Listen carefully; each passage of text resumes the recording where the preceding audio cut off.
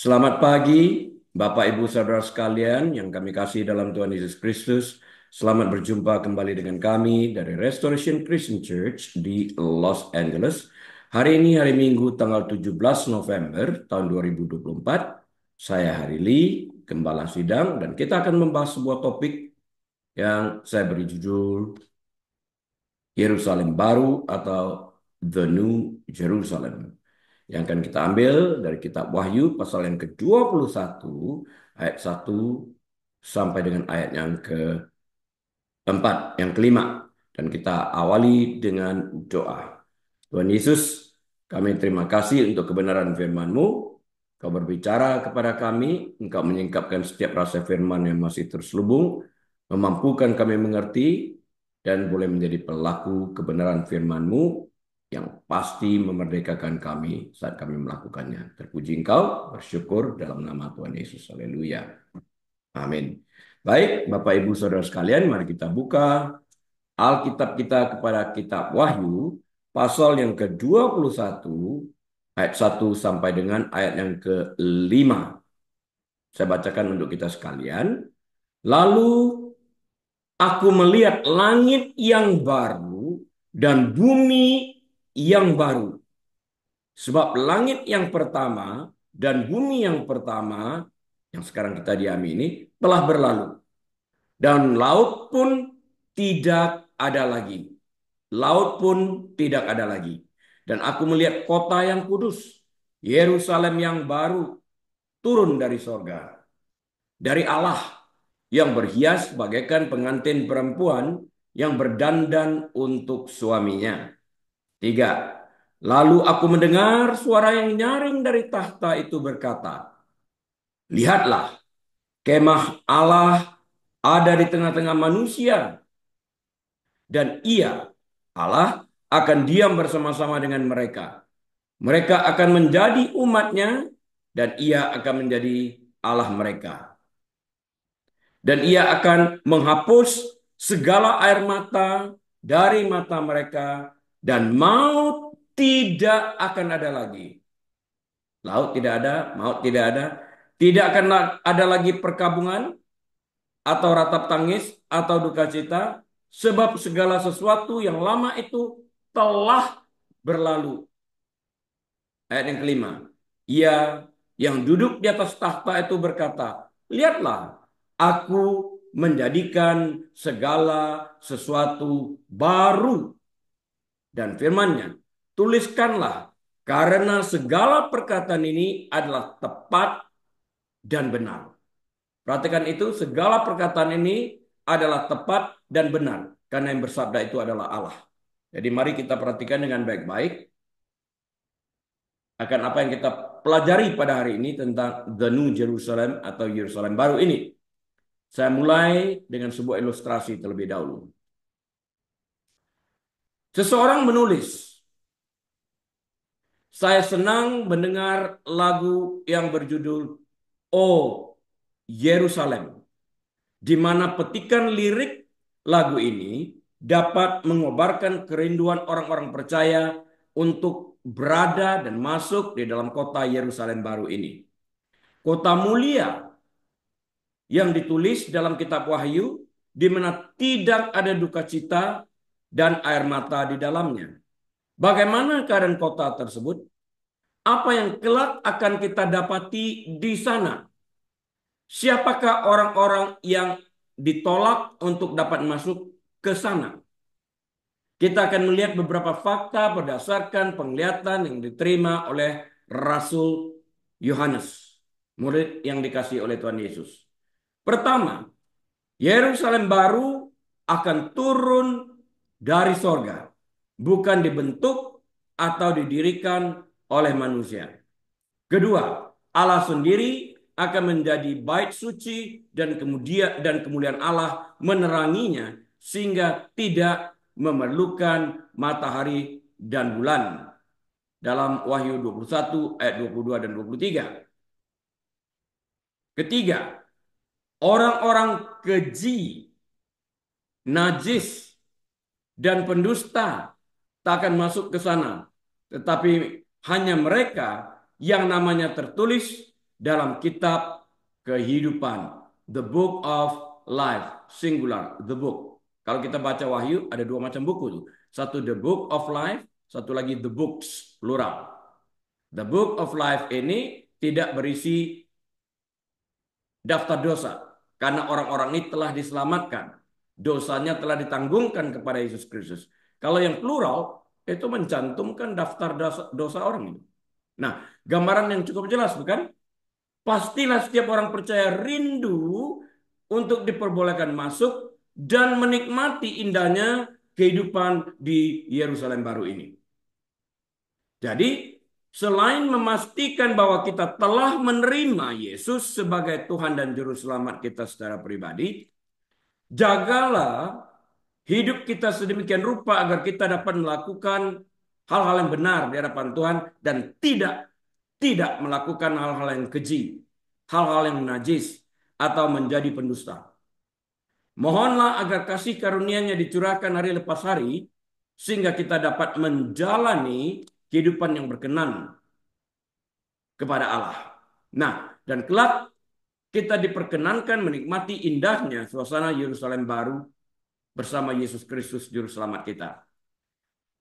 Menjalani kehidupan kekal bersama Kristus haruslah menjadi kerinduan yang tidak terpadamkan bagi setiap orang percaya.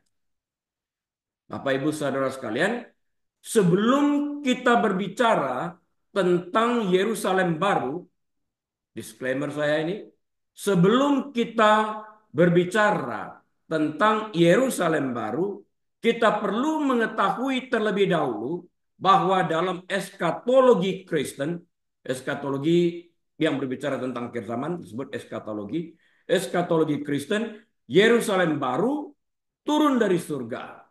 Kapan turun dari surga ini, Yerusalem baru ini? Setelah 1000 tahun damai.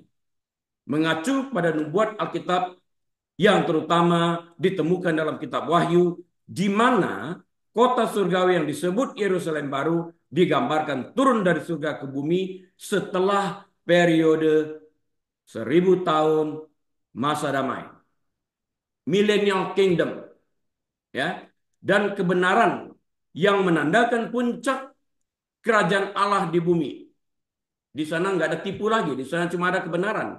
Ini sering ditafsirkan sebagai akhir dunia dan awal kehidupan kekal bagi umat beriman.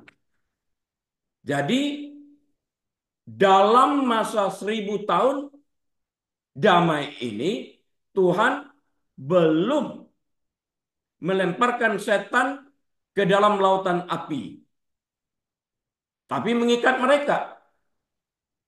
Belum melemparkan, belum datang masanya untuk diadili itu. Cuma mereka diikat. Sehingga dalam masa 1000 tahun ini, setan tidak dapat bekerja karena diikat. Tapi mereka belum dicampakkan ke dalam the lake of fire, dalam kekekalan api, lautan api. Belum. Ya, Tuhan belum melemparkan setan ke dalam lautan api, namun Yesus pada saat itu akan tinggal dan memerintah di bait suci di Yerusalem itu. Perlu diketahui bahwa setan baru dicampakkan ke dalam lautan api setelah pemberontakan terakhir setan setelah masa 1000 tahun damai ini. Penting dicatatkan ini ya. Pengikatan dan pelepasan setan setelah kedatangan Kristus dalam masa 1000 tahun damai ini, setan diikat selama 1000 tahun di jurang, di abyss, tidak dilepaskan sehingga dia tidak dapat menyesatkan. Sehingga tidak dapat satupun orang yang mengatakan, aku disesatkan. Namun setelah masa 1000 tahun ini, setan itu dilepaskan untuk waktu masa yang singkat. Namun banyak orang-orang yang telah menikmati damai di dalam kerajaan 1000 tahun damai ini, Millennial Kingdom ini, yang telah melihat Kristus memerintah di sana, setelah setan dilepaskan, milih setan mereka. Camkan ini baik-baik. Jangan sampai kita mempersalahkan keadaan kita yang membuat pilihan. Karena setan pun tidak dapat memaksakan kehendaknya kepada kita untuk berbuat dosa, kecuali kita secara sukarela setuju untuk melakukan dosa, setuju untuk melakukan kejahatan, setuju untuk percaya kepada iblis. Itu pilihan pada manusia itu. Jadi Yesus telah mengutarakan ini. Dalam perjanjian lama juga kita lihat. Pada hari ini aku memperadabkan kepadamu hidup dan mati, berkat dan kutuk. Pilihlah hidup. Jawabannya diberikan, tapi banyak manusia memilih kematian. Dalam kematian itu tidak ada buahnya. Hidup yang berbuah. Karena itu kita ukurannya kalau kita mengetahui kita hidup bersama Kristus, kita melihat buah daripada pertobatan kita itu sendiri. Seringkali kita memilih karena godaan dunia ini sesuatu jalan singkat. Mata kita terfokus bukan kepada Kristus, tapi kepada hal-hal duniawi yang mungkin menguntungkan daging kita. Tergoda istilahnya. Itu yang salah di dalam hal ini. Pilihannya ada pada kita.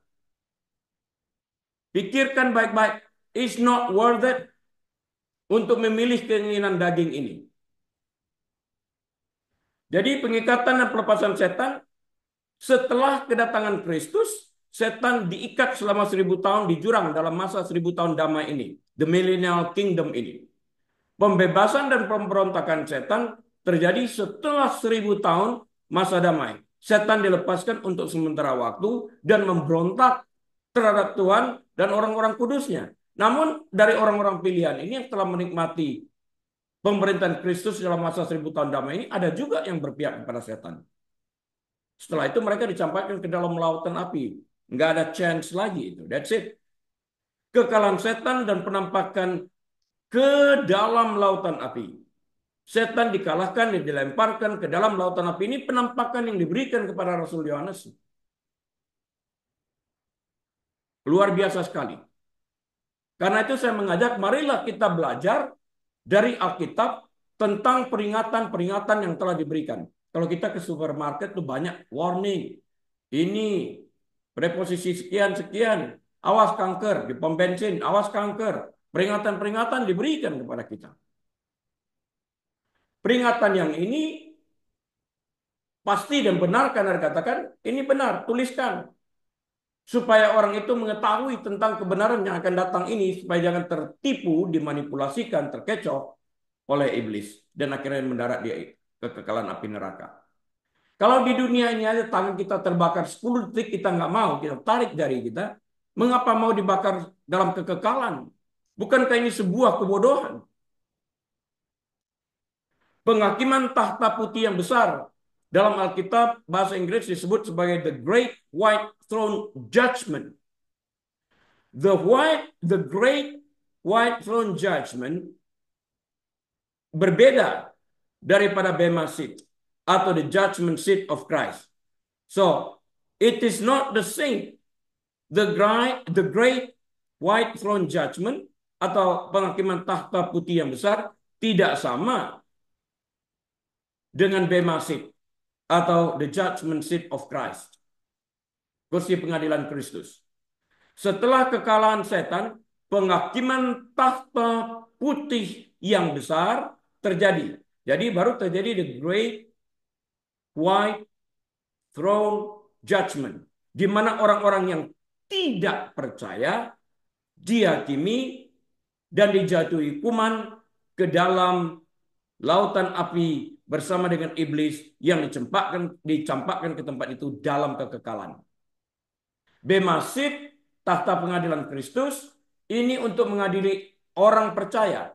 Bukan lagi diadili untuk masuk atau tidak masuk surga. Mereka pasti masuk surga.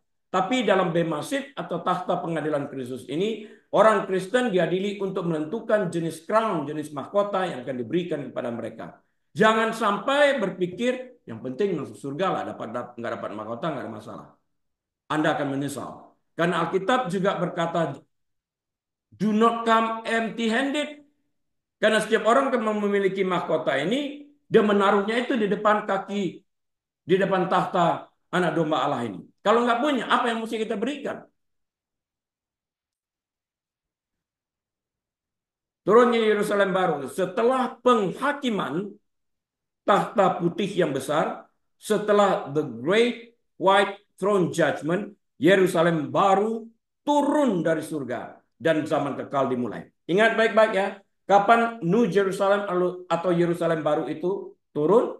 Setelah apa? Penghakiman takhta putih yang besar. Setelah the great white throne judgment.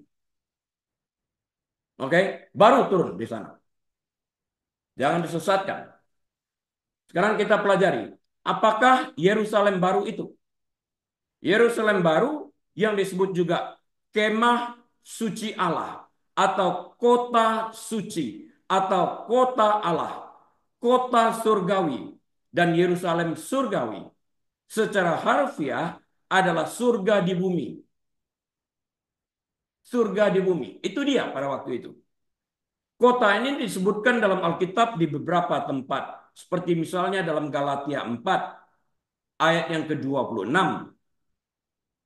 Galatia 4 ayat 26 misalnya. Bisa dicatatkan itu. Ibrani 11 ayat 10. Ibrani 12 ayat 22 sampai 24. Dan Ibrani 13 ayat yang ke-14. Ini semua referensi-referensi yang dapat dipakai nanti kalau ingin belajar lebih dalam lagi. Tetapi dijelaskan secara lebih lengkap dalam Wahyu 21 tentang Yerusalem baru ini. Dalam Wahyu 21, sejarah manusia yang tercatat telah berakhir. Tadi dikatakan langit bumi yang sekarang ini berlalu nih. Itu sudah berakhir. Bumi dan dunia yang kita kenal pada hari ini lenyap. Semua zaman telah datang dan berlalu. Kristus telah mengumpulkan gerejanya dalam pengangkatan. 1 Tesalonika 4 ayat 15 sampai 17. Rapture. Kesengsaraan telah berlalu. Jadi masa kesengsaraan 7 tahun itu telah berlalu. Ya, Wahyu 6 hingga 18. Pasal 6 hingga 18 maksudnya. Ya. Ingat itu ya, the Great Tribulation, ada 7 tahun penderitaan dibagi atas 2, 3,5 tahun dan 3,5 tahun. Dalam 3,5 tahun yang pertama itu persiapan di mana Antikristus membantu Israel membangun bait Allah. Kemudian setelah akhir daripada 3,5 tahun yang pertama ini, dia mengklaim dirinya, memproklamirkan dirinya sebagai Tuhan. Ups, baru orang tersadar. Nah, orang-orang Israel dilarikan ke gunung dibantu. Baru the Great Tribulation terjadi atau penyiksaan besar-besaran itu dalam 3,5 tahun terakhir. Pertempuran Armageddon telah diperjuangkan dan telah dimenangkan oleh Tuhan kita Yesus Kristus. Wahyu 19 ayat 17 sampai 21. Setan telah dirantai untuk pemerintahan Kristus selama 1.000 tahun masa damai di bumi. Wahyu 20 ayat 1 sampai 3. Bait suci baru yang mulia, bait suci yang ketiga telah didirikan di Yerusalem. Yeskiel 40 sampai 48. Pemberontakan terakhir terhadap Allah telah dipadamkan dan setan telah menerima hukumannya yang adil. Itu tadi the Great White Throne Judgment, tahta pengadilan putih itu, yaitu kekekalan di dalam lautan api. Setelah itu dicampakkan di sana. Wahyu 20 ayat 7 sampai 10. Penghakiman tahta putih yang besar telah terjadi dan umat manusia telah dihakimi. Wahyu 20 sampai ayat 11 sampai 15. Nah, kemudian baru masuk Wahyu 21, Yerusalem baru. Jadi semua sebelum ini harus terjadi terlebih dahulu. Armageddon semuanya telah terjadi. Baru Yerusalem baru. Antikristus telah masa pemerintahan Antikristus telah berakhir. Dalam Wahyu 21 ayat yang pertama, Allah melakukan perubahan total atas langit dan bumi.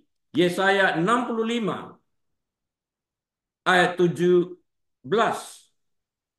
2 Petrus pasal yang ketiga ayat 12 dan 13. Langit dan bumi yang baru adalah apa yang disebut sebagian orang sebagai keadaan kekal dan akan menjadi tempat kebenaran berdiam. Jadi di Yerusalem baru ini berdiam kebenaran itu. Nanti kita lihat, nggak ada lagi pohon pengetahuan yang baik dan jahat itu nggak ada, cuma ada pohon kehidupan. Setelah penciptaan kembali, Allah menyingkapkan Yerusalem baru. Yohanes melihat sekilas tentangnya dalam penglihatannya. Itu tertulis dalam Wahyu 21 ayat 2. Yohanes menuliskan ini. Dan aku melihat kota yang kudus, Yerusalem baru, yang turun dari surga, dari Allah, yang berhias bagaikan pengantin perempuan yang berdandan untuk suaminya. Untuk suaminya. Untuk Yesus Kristus. Inilah kota yang dicari Abraham dengan iman. Itulah tempat di mana Allah akan tinggal bersama umatnya selama-lamanya. Wahyu 21 ayat yang ketiga. Semua air mata penghuni kota surgawi ini akan dihapuskan. Wahyu 21 ayat yang keempat. Tidak ada kesedihan, tidak ada kesusahan, tidak ada air mata, tidak ada kematian, tidak ada penyakit. Nggak ada. Yerusalem baru kok. Yang lama kan sudah berlalu. Yerusalem baru akan sangat besar. Yohanes mencatat bahwa kota itu panjangnya hampir 1.400 mil dan lebarnya sama dengan tingginya. 1.400 mil, 1.400 mil. Wah, tinggi banget itu, dalam banget itu. Yerusalem baru sama panjang, lebar, dan dalamnya. Wahyu 21 ayat 15 sampai 17 mencatat itu. Kota itu akan berkilauan dalam segala hal. Kota itu diterangi oleh kemuliaan Allah. Wahyu 21 ayat 23. Nggak ada matahari. Kemuliaan Allah menyinarinya. Jadi terang terus siang dan malam. 12 fondasinya yang bertuliskan nama ke-12 rasul. Dalam Wahyu 21 ayat 19 dikatakan dihiasi dengan segala jenis batu permata. Wow. Kalau suka batu permata bisa lihat macam-macam nanti di sana. Kota itu memiliki 12 pintu gerbang. 12 pintu gerbang. Masing-masing terbuat dari satu mutiara yang bertuliskan nama ke-12 suku Israel. Ya, Wahyu 21 ayat 12 ya dan ayat 21. Jalannya akan terbuat dari emas murni. Jadi nggak usah bawa emas ke sana, emas murni di sana semuanya. Dari utara, selatan, barat, timur. Di sana masing-masing ada 3 pintu gerbang. 3 kali 4, 12. Jadi ada 12 suku, nama suku tertulis di sana. Termasuk 12 rasul. Nah, Yerusalem baru akan menjadi tempat berkat yang tidak pernah dapat terbayangkan, yang tidak pernah dapat dilukiskan dalam alam imajinasi manusia ini. Tidak terpikirkan. Kutukan bumi yang lama yang ada pada saat kita tinggal ini, karena bumi yang di mana kita tinggal ini akibat dosa dikutuki Tuhan kan, akan lenyap. Harus pergi dulu bumi yang sekarang ini. Langit bumi akan berlalu, harus. Wahyu 22 ayat 3.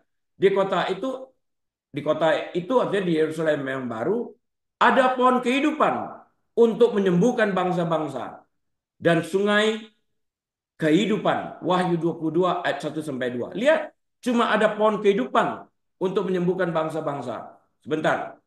Itu adalah tempat yang dibicarakan Paulus pada masa yang akan datang supaya ia menunjukkan kepada kita kekayaan kasih karunia-Nya yang tak terbandingkan yang dinyatakannya kepada kita dalam Kristus Yesus. Efesus 2 ayat yang ke-7. Yerusalem baru adalah penggenapan akhir dari semua janji Allah. Yerusalem baru adalah kebaikan Allah yang dinyatakan sepenuhnya. Kemarin lama saya merenungkan, kalau tidak ada kematian, tidak ada kesedihan, tidak ada penyakit dan sebagainya, kenapa di sana ada pohon kehidupan untuk menyembuhkan bangsa-bangsa? Apa ada penyakit? Kenapa seperti itu dituliskan? Saya merenung dan merenung dan merenung. Pada awalnya ada dua pohon di Taman Eden. Pohon pengetahuan yang baik dan buruk itu, dan pohon kehidupan di tengah-tengah Taman Eden. Pohon pengetahuan tentang yang baik dan buruk ini dilarang oleh Tuhan. Namun dilanggar oleh Hawa. Buahnya dimakan dan menyebabkan kematian. Kemudian Tuhan menempatkan malaikat dengan pedang bernyala-nyala agar manusia tidak dapat menjamah buah daripada pohon pengetahuan kehidupan. Sehingga mereka kalau makan hidup selamanya. Sedangkan mereka sudah berdosa akibat makan buah daripada pohon pengetahuan yang baik dan jahat. Artinya mereka akan selamanya hidup di dalam dosa dan Allah tidak mempunyai kesempatan untuk menebus mereka. Sekarang yang ada adalah pohon kehidupan di dalam hal ini, di mana yang ada itu adalah semua yang bersifat hidup yang memberikan pengarahan kebenaran di dalam hal ini. Jadi di dalam hal ini manusia tidak pernah akan tergoda lagi untuk melakukan ketidaktaatan. Manusia tetap akan taat. Sebuah gambaran daripada hidup yang berbuah. Tidak ada maut dan kematian lagi di sana. Jadi pikiran manusia, emosi manusia itu masuk ke sana dalam keadaan disembuhkan. Karena pohon kehidupan dinyatakan di sana dalam arti alegori. Ada pohon kehidupan yang memberikan kehidupan. Tidak ada kematian. Pikiran manusia yang membawa kematian ini sudah disempurnakan. Seperti itu. Nah, siapakah penghuni Yerusalem baru? Allah Bapa dan anak domba ada di sana. Wahyu 21 ayat 22. Para malaikat berada di gerbang-gerbang. Wahyu 21 ayat 12. Namun kota itu akan dipenuhi dengan anak-anak Allah yang telah ditebus, orang-orang percaya. Yerusalem baru adalah penangkal yang benar terhadap Babel yang jahat. Wahyu 17. Masih ingat Babel di dalam kitab Yesaya, tempat dihuninya oleh iblis?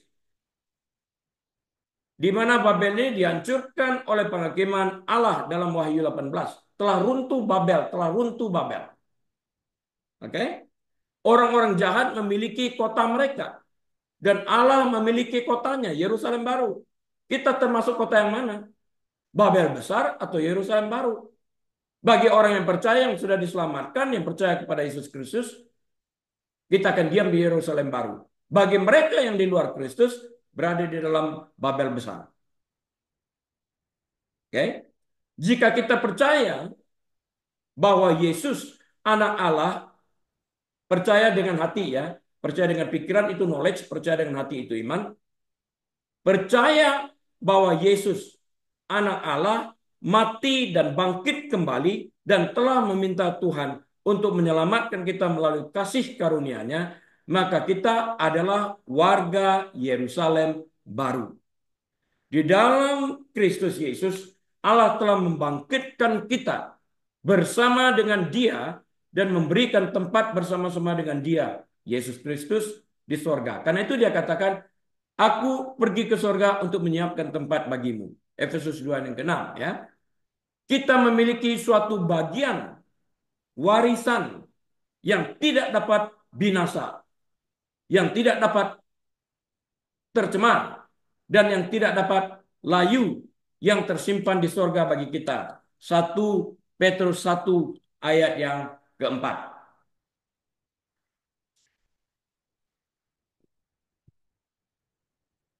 Jika ada di antara Bapak Ibu Saudara sekalian mendengarkan pengajaran ini melalui YouTube, belum percaya kepada Yesus Kristus sebagai juru selamatmu, maka sebagai orang percaya, kami sekalian di sini mengajak Bapak Ibu Saudara sekalian yang belum percaya kepada Yesus untuk menerima Yesus sebagai Tuhan dan juru selamatmu. Selama masih ada kesempatan, selama engkau dapat berpikir jernih, tidak berada dalam keadaan sakit seperti gila atau berada dalam keadaan koma, tapi dalam keadaan sehat, mampu membuat keputusan. Terima Yesus sebagai Tuhan dan Juru Selamatmu agar namamu tercatat di dalam kitab kehidupan dan engkau tidak akan binasa. Nah, undangan itu diberikan. Kita harus bereaksi, memberikan respon. Undangan itu diberikan. Wahyu 22:17 mencatat itu. Nanti kita lihat itu. Roh dan pengantin perempuan itu berkata, marilah. Dan barang siapa yang mendengarnya, hendaklah ia berkata, marilah. Respon. Dan barang siapa yang haus, haus.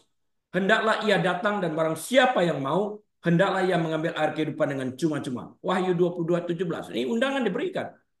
Haus tapi nggak mau minum, ya terserah. Air kehidupan telah diberikan.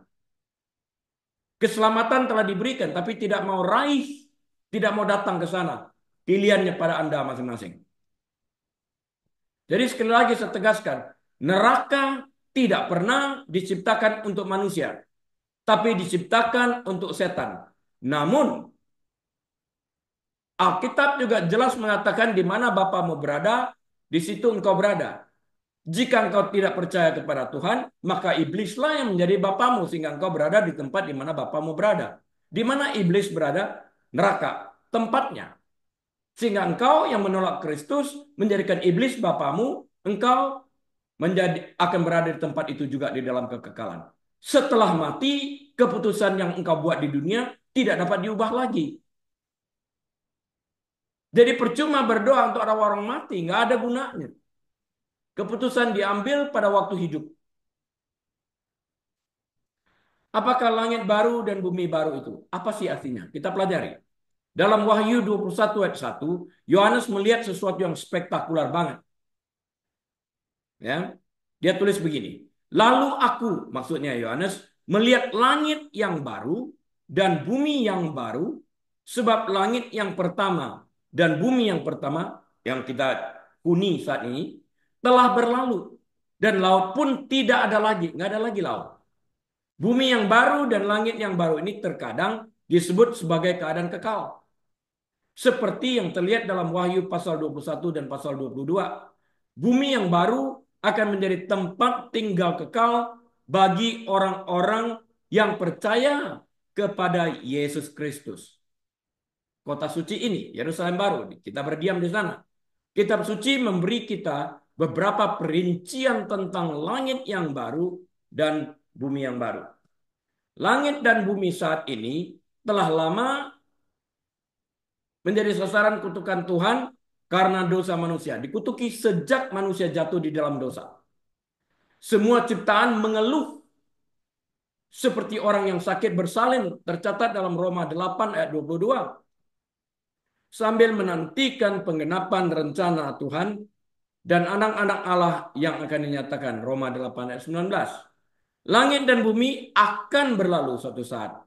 Markus 13 ayat 31. Dan keduanya akan digantikan oleh langit yang baru dan bumi yang baru.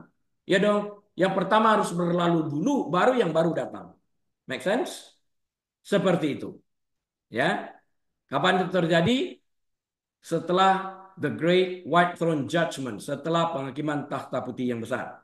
Pada saat itu Tuhan yang duduk di atas tahtanya berkata, Wahyu 21 ayat 15, ayat 5, maaf, Wahyu 21 ayat 5. Lihatlah, aku menjadikan segala sesuatu baru. Dan firman-Nya, tuliskanlah, karena segala perkataan ini adalah tepat dan benar. Ya, dalam ciptaan baru, dosa akan sepenuhnya dilenyapkan dan tidak akan ada lagi laknat. Jadi sekali lagi ingat, Yerusalem baru itu terjadi setelah pengadilan tahta suci, tahta putih suci yang besar itu. After the great white throne judgment. Kalau lupa bisa didengar lagi dari awal khotbah ini, tadi saya jelaskan secara terperinci. Langit dan bumi baru juga disebutkan dalam Yesaya 65:17. Jadi langit dan bumi yang baru ini juga dituliskan di dalam Yesaya 65:17 dan Yesaya 66 ayat 22 serta 2 Petrus 3 ayat yang ke-13. Rasul Petrus memberitahu kita bahwa langit dan bumi baru akan menjadi tempat kebenaran berdiam. Tadi kita sudah lihat itu, di mana kebenaran berdiam. Di mana kehidupan berdiam. Kalau dosa, penipuan, bohong, itu kematian. Yesaya mengatakan bahwa hal-hal yang dahulu tidak akan diingat lagi dan tidak akan timbul lagi dalam hati. Nggak ada lagi. Ya, segala sesuatu akan benar-benar baru dan tatanan lama dengan kesedihan dan tragedi yang menyertainya akan lenyap suatu saat bersama dengan langit dan bumi yang berlalu ini. Jadi kalau kita cinta bumi, kita bersama dengan bumi itu akan lenyap suatu saat. Tapi kalau kita cinta Yesus, kita akan berada di dalam Yerusalem baru yang turun dari surga. Jelas loh ini Alkitab. Langit bumi berlalu, tapi firmanku kekal, kata, tidak akan berlalu. Orang yang cinta dunia dan segala sesuatu yang berada di dunia ini, keinginan dunia ini,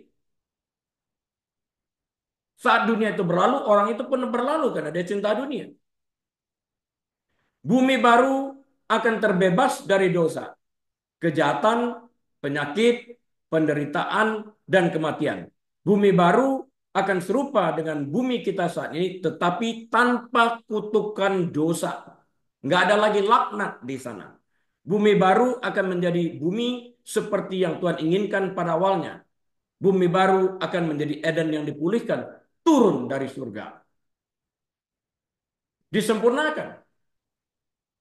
Karena sekarang orang-orang pilihan yang tinggal di sana sudah di-screen, difilter, luar biasa. Nggak ada lagi takut, nggak ada lagi kematian, nggak ada lagi penderitaan, nggak ada lagi air mata, luar biasa. Ciri utama bumi baru adalah Yerusalem baru. Yohanes menyebutnya kota yang kudus, Yerusalem yang baru turun dari sorga, dari Allah yang berhias bagaikan pengantin perempuan yang berdandan untuk suaminya. Tadi kita baca dalam Wahyu 21 ayat 2. Kota yang mulia ini dengan jalan-jalan yang terbuat dari apa? Emas murni ya. Dan gerbang-gerbang mutiara terletak di bumi yang baru dan mulia. Jadi kalau sekarang ini orang mengejar harta emas, berlian, apa segala macam di sana nanti dapat dilihat dan dapat dinikmati. Semua orang yang masuk ke sana. Sama. Kalau di sini kan orang-orang tertentu yang punya duit banyak. Ya. Pohon kehidupan akan ada di sana. Wahyu 22:2. Kota ini melambangkan keadaan akhir umat manusia yang telah ditebus selamanya dalam persekutuan dengan Allah. Wahyu 21 ayat 3 itu. Lihatlah, kemah Allah ada di tengah-tengah manusia dan ia akan diam bersama-sama dengan mereka. Mereka akan menjadi umatnya dan ia akan menjadi Allah mereka dan mereka akan melihat wajahnya dan namanya akan tertulis di dahi mereka. Wahyu 21 ayat 3, Wahyu 22 ayat 3 dan 4. Jadi Bapak Ibu Saudara sekalian janganlah mengingini dunia ini karena suatu saat akan berlalu. Jangan mengejar harta apalagi secara tidak halal di dalam hal ini. Mesti punya berlian 10 karat. Nanti banyak kok di surga. Jangan sampai greedy.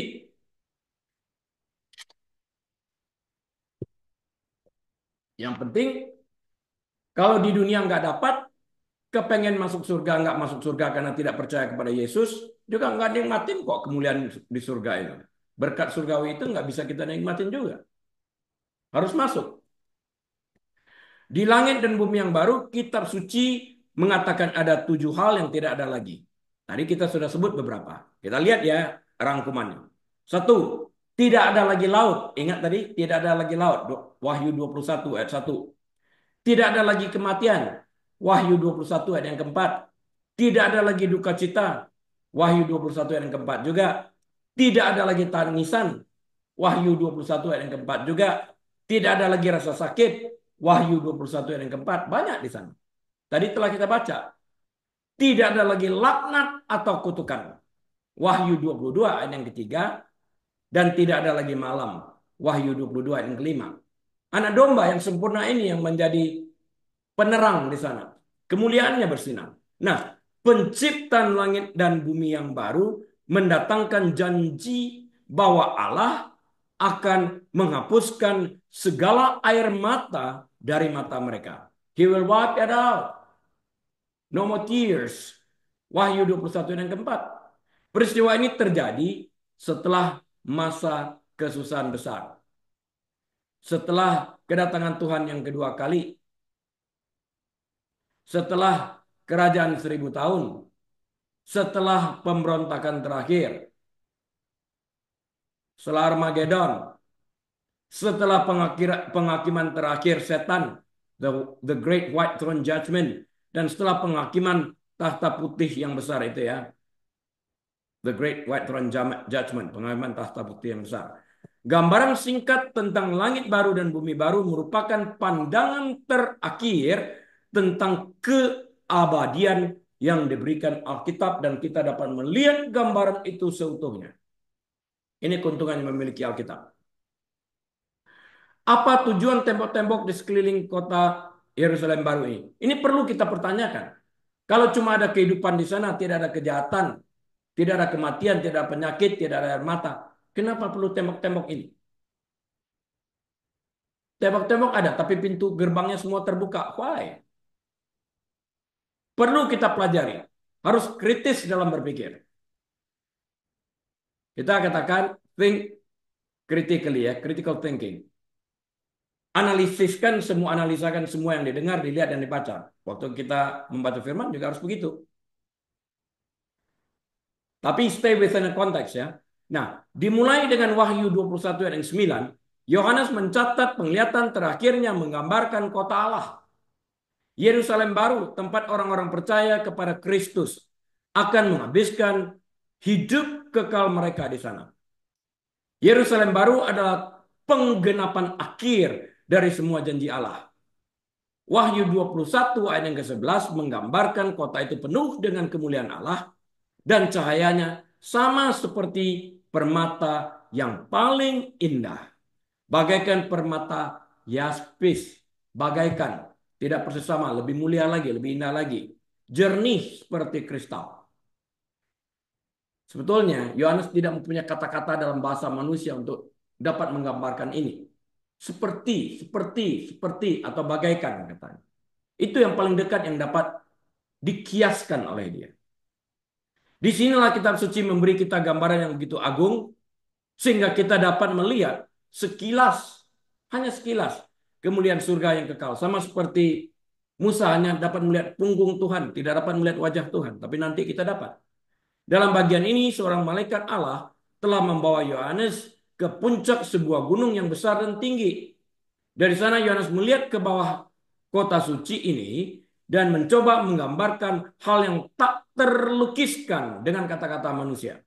Kota ini seperti berlian besar yang bening seperti kristal dengan kemuliaan Allah yang bersinar dari pusatnya di atas seluruh langit baru dan bumi baru.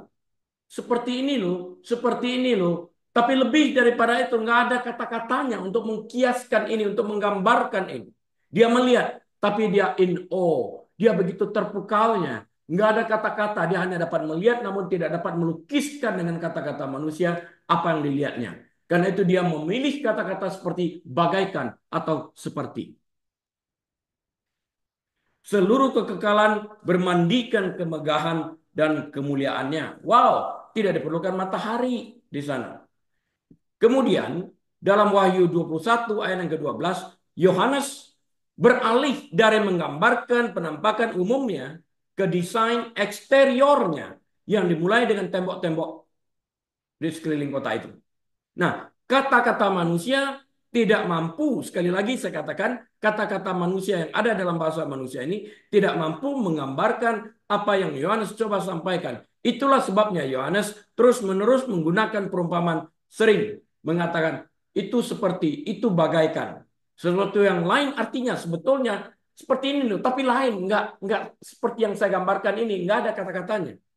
Ingat, bahasa manusia itu hanya dapat menggambarkan apa yang dilihat, dirasakan, ya. Kalau nggak terlihat, alam roh, bagaimana orang menggambarkan sesuatu dia dalam alam roh? Kalau tidak terlihat, tidak mungkin ada kata-katanya. Karena itulah Tuhan menjelaskan melalui Yesus Kristus tentang keberadaan surga sebagai kiasan yang kira-kira dapat ditangkap oleh manusia. Karena bahasa manusia itu terbatas. Nanti kita di surga bahasa itu nggak ada batas, kita melihat dalam dimensi yang berbeda. Ya. Namun Yohanes memberi kita cukup banyak hal untuk menggetarkan, bukan menggentarkan, menggetarkan hati dan menggerakkan jiwa kita. Allah melalui Yohanes membawa kita sedekat mungkin dengan pemahaman tentang tempat ini. Sebagaimana pikiran kita yang terbatas dapat memahaminya. Nggak mungkin lah pikiran sebesar Bapa ini dapat memahami kebesaran Tuhan itu. Seberapapun tingginya IQ manusia itu nggak mungkin. Tembok-tembok kota yang digambarkan sebagai besar dan tinggi, ribuan mil, adalah simbol yang jelas dari pengucilan semua orang yang tidak layak untuk memasuki kota itu. Artinya tidak dapat dimasuki oleh orang yang tidak berkepentingan, orang tidak percaya kepada Kristus. Meskipun orang-orang percaya yang tak terhitung jumlahnya akan menikmati kemuliaannya, ada pengingat yang mengerikan bahwa hanya orang-orang yang ditebus yang dapat masuk. Di dalam tembok itu sendiri terdapat 12 pintu gerbang yang dijaga oleh 12 malaikat dan bertuliskan nama-nama ke-12 suku Israel. Jadi penting ya dari awal tadi, ulang lagi, saya anjurkan, ulang lagi dengar khotbah ini. Karena dari awal tadi saya memberikan perbedaan-perbedaan yang telak. Jangan sampai terhilang masuk ke neraka ya. Penting. Sesuai dengan bentuk kota yang persegi, pintu-pintu gerbang tersebut terletak di keempat sisinya, utara, selatan, barat, timur. Sebagaimana telah ditentukan dalam Wahyu 21 ayat yang ke-13. Akan tetapi, Bapak Ibu Saudara sekalian, perlu dicatat bahwa yang terwakili bukan hanya ke-12 suku Israel, tetapi juga ke-12 rasul. Ini seharusnya menyelesaikan masalah penyertaan orang-orang kudus perjanjian lama tanpa perlu dipertanyakan lagi. Rupanya maksud ilahi adalah untuk menggambarkan bahwa Yerusalem baru akan memiliki di antara warganya bukan hanya orang-orang percaya zaman sekarang, tapi juga Israel dan orang-orang kudus zaman lainnya, zaman sebelum Kristus menjadi manusia. Pra-inkarnasi. Oke? Iman tetap yang menyelamatkan. Namun pertanyaan terakhir tetap ada. Jika mereka yang berada di dalam tembok Yerusalem baru adalah orang-orang yang diselamatkan, orang-orang percaya, lalu siapakah mereka yang berada di luar temboknya? 3 ayat terakhir dari pasal 21 memberi kita jawabannya. Pintu ayat 25, 26, dan 27 ya, itu jawabannya. Siapa yang berada di luar tembok itu? Pintu-pintu gerbangnya tidak akan ditutup pada siang hari. Sebab malam tidak akan ada lagi di sana, nggak ada matahari. Allah yang menyinari melalui kemuliaannya. 26. Dan kekayaan dan hormat bangsa-bangsa akan dibawa kepadanya. 27. Tetapi tidak akan masuk ke dalamnya segala sesuatu yang najis atau orang yang melakukan kekejian atau dusta, tetapi hanya mereka yang namanya tertulis di dalam kitab kehidupan anak domba itu. Wahyu 21, 25 sampai 27 ini. Gerbang-gerbang kota di dalam tembok itu tidak akan pernah ditutup. Bukan berarti di luar tembok Yerusalem baru itu orang-orang yang belum diselamatkan masih berkeliaran. Oh tidak. Tetapi ini menggambarkan sebuah kota yang gerbangnya terbuka di bumi yang baru ini, di Yerusalem yang baru ini, tempat orang-orang percaya akan tinggal selama-lamanya. Pintu gerbang nggak akan ditutup. Nggak ada kejahatan kan? Ngapain ditutup? Terbuka pada siang hari, ya malam nggak ada. Jadi terbuka terus-menerus dalam kekekalan. Nggak bisa dikatakan 24 jam karena di sana nggak ada waktu 24 jam lagi. Kekekalan yang ada. Kota-kota kuno menutup gerbang mereka di malam hari demi alasan keamanan. Ini Yerusalem baru ini. Akan tetapi karena tidak akan ada malam di sana dan karena semua kejahatan telah diberantas, gerbang-gerbang ini akan tetap terbuka terus-menerus.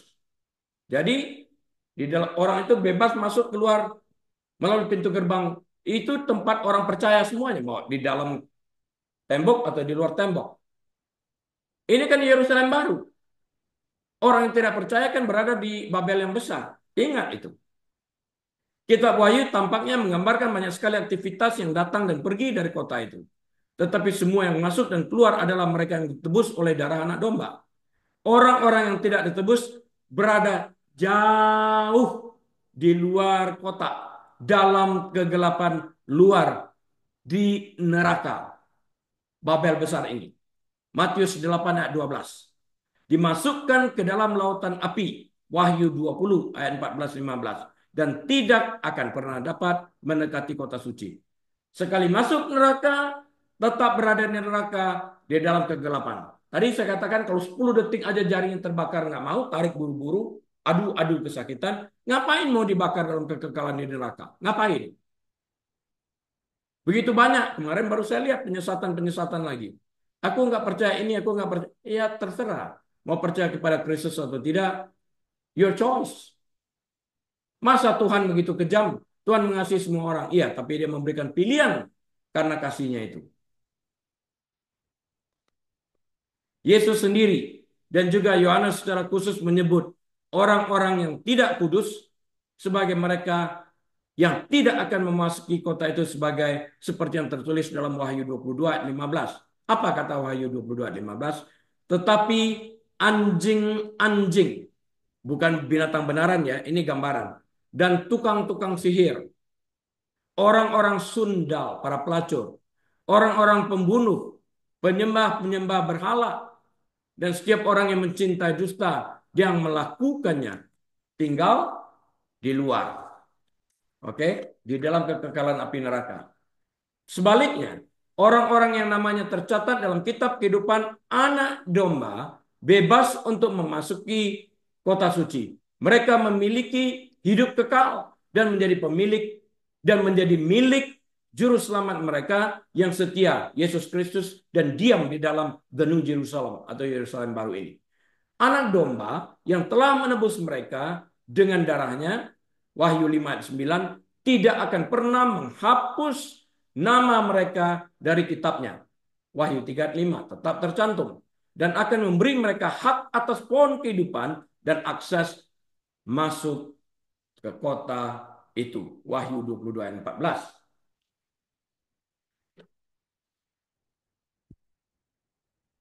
Meskipun deskripsi kota itu tidak menjawab semua pertanyaan kita tentang keadaan kekal,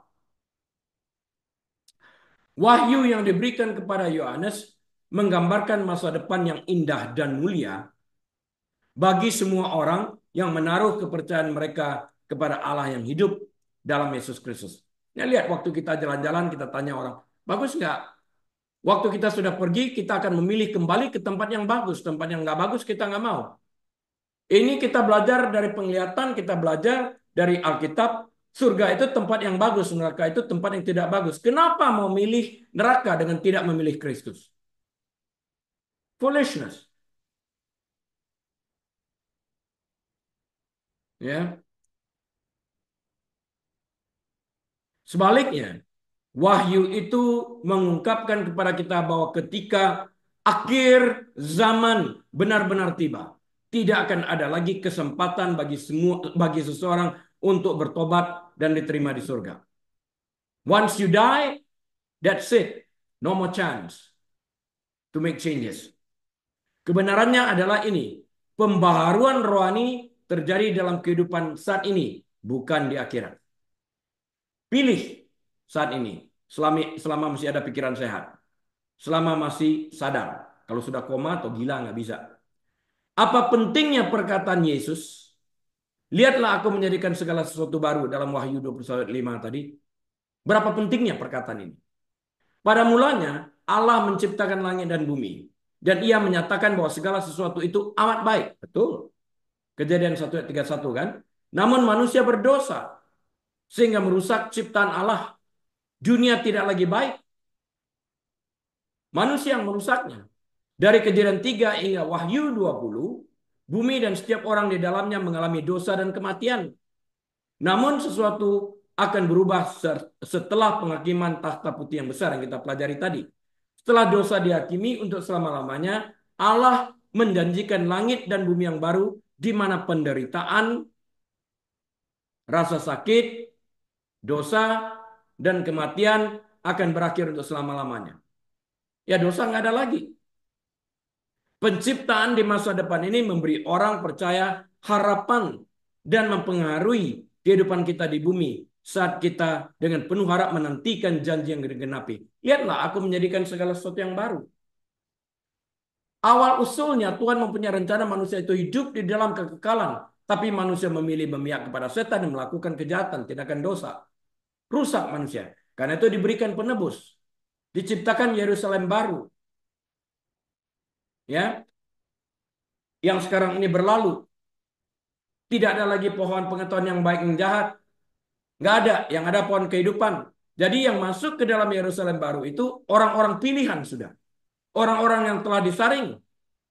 Itulah kenikmatan itu. Karena itu saya ajak kita untuk masuk di dalam grup elit ini. Apa yang dimaksud dengan grup elit? Orang-orang percaya. Karena hanya mereka yang dapat masuk ke sana. Kita harus terdaftar sebagai member di dalam nama Yesus Kristus yang kita terima sebagai Tuhan dan Juru Selamat. Di dalam kuasa darahnya yang menghapuskan semua dosa kita ini. Dalam Wahyu 21, Yohanes menceritakan tentang melihat langit dan bumi yang baru.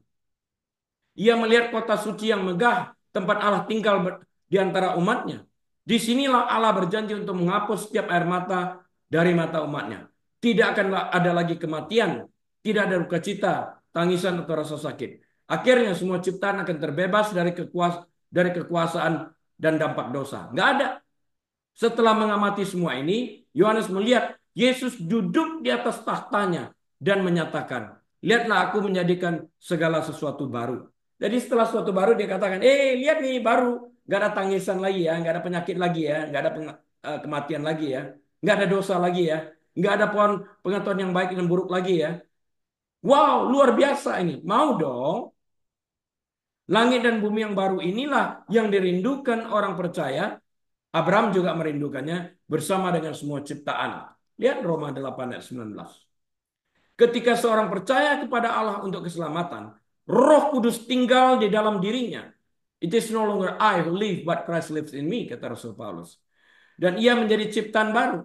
Jadi siapa yang ada di dalam Kristus, ia adalah ciptaan baru, yang lama sudah berlalu, sesungguhnya yang baru sudah datang. 2 Korintus 5 ayat ke-17. Pegang itu. Orang percaya tidak lagi terikat oleh dosa, sekalipun mereka dapat berbuat dosa. Tapi mereka akan keluar. Itulah buah pertobatan. Buah yang sesuai dengan pertobatan. Kalau mereka masih dulu berzina, sekarang tetap diam dalam zina, itu bukan buah pertobatan. Orang itu tidak diselamatkan. Kita menjadi ciptaan baru yang mampu menyenangkan Allah dan hidup dalam jalannya. Galatia 2 ayat 20 merangkum kebaharuan kita dengan baik. Namun aku hidup, tetapi bukan lagi aku sendiri yang hidup, melainkan Kristus yang hidup di dalam aku. Dan hidupku yang kuhidupi sekarang di dalam daging adalah hidup oleh iman dalam anak Allah, yaitu Yesus Kristus yang telah mengasihi aku dan menyerahkan dirinya untuk aku. Kita tidak lagi hidup untuk diri kita sendiri, tetapi kita hidup untuk Dia yang adalah hidup. Yohanes 1 ayat 3 sampai 4. Transformasi terjadi pada mereka yang berserah kepada Tuhan, dan tentang mereka juga dapat dikatakan, lihatlah, aku menjadikan segala sesuatu baru. Menjadi ciptaan baru mempengaruhi cara kita hidup, mempengaruhi cara kita berpikir. Firman Tuhan mengingatkan kita untuk menanggalkan cara hidup yang lama, yang penuh dengan dosa. Jangan tertarik akan tipu daya. Wah, ini kita bisa ambil keuntungan dengan menipu. Don't do that. Alih-alih hidup dalam dosa dan untuk diri kita sendiri, kita dipanggil untuk mengenakan manusia baru yang terus-menerus diperbarui dalam pengetahuan yang benar menurut gambar Khaliknya. Kolose 3 ayat 10. Regenerasi terjadi pada saat keselamatan. Tetapi pengudusan, sanctification. Pertama-tama justification, kemudian sanctification, terakhir di sana glorification. Terus berlanjut saat kita bertumbuh dengan iman, dalam iman dan dalam rupanya. Beberapa cara kita bertumbuh adalah melalui mempelajari firman Tuhan, berdoa, menyembah, bersekutu dengan orang percaya lainnya, dan termasuk di dalam penderitaan yang kita alami dalam dunia ini. Lihatlah, aku menjadikan segala sesuatu baru. Nanti nggak ada lagi. Adalah pernyataan yang mempengaruhi cara hidup kita saat ini, saat kita mempercayai Kristus untuk keselamatan kita. Lihatlah, aku menjadikan segala sesuatu baru adalah kebenaran yang diantisipasi sejak awal. Ketika Adam dan Hawa berdosa, Allah memberikan sekilas janji ini saat ia menjatuhkan penghakiman atas dosa dan menjadikan Mesias dan menjanjikan Mesias dalam Kejadian 3 ayat 15. Kejadian 3 ayat 15, the first gospel, berita baik. Nabi Yesaya menyatakan bahwa keselamatan ditemukan di dalam Allah saja, nggak ada di luar Allah. Dan bahwa ia pasti akan menghakimi dosa dan ia bernubuat tentang langit baru dan bumi baru. Yesaya 65:17 mengatakan, sebab sesungguhnya aku menciptakan langit yang baru dan bumi yang baru. Hal-hal yang dahulu tidak akan diingat lagi dan tidak akan timbul dalam hati manusia. Dunia yang penuh dosa dan bejat ini bukanlah tujuan akhir Allah bagi mereka yang percaya kepadanya. Dan kita seperti Paulus merindukan saat ketika Allah akan mempersatukan di dalam Yesus Kristus sebagai kepala segala sesuatu, baik yang di surga maupun yang di dunia. Summary saya adalah, ini summary-nya. Kerusakan, kehancuran, kematian, dan kejahatan adalah bagian kehidupan kita di bumi ini. Dan ini berlalu suatu saat. Jadi nggak ada lagi nanti. Bahkan alam pun mengerang ingin dibebaskan dari kutukan. Roma 8:22. Namun pernyataan Yesus, lihatlah aku menjadikan segala sesuatu baru. Jadi yang saat ini akan berlalu.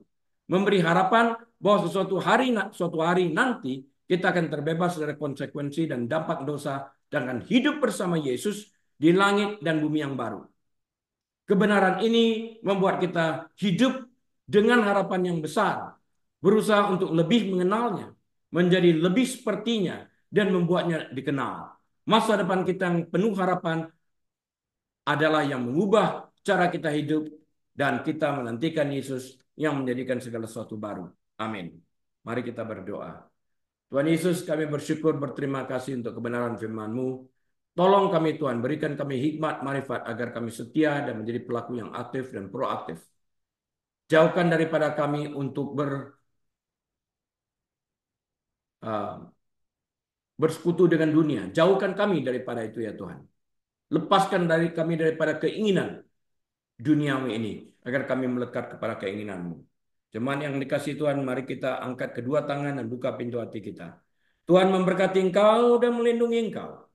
Tuhan menyinari engkau dengan wajahnya dan memberi engkau kasih karunia. Tuhan menghadapkan wajahnya kepadamu dan memberi damai sejahtera. Tuhan menyebabkan engkau menjadi kepala, bukan ekor. Naik, tidak turun. Dia berkati saat engkau masuk. Dia berkati saat engkau keluar. Dia berkati bakulmu. Diberkati tempat adonanmu. Diberkati kesehatanmu. Diberkati kandunganmu. Diberkati pekerjaanmu. Diberkati rumah tanggamu.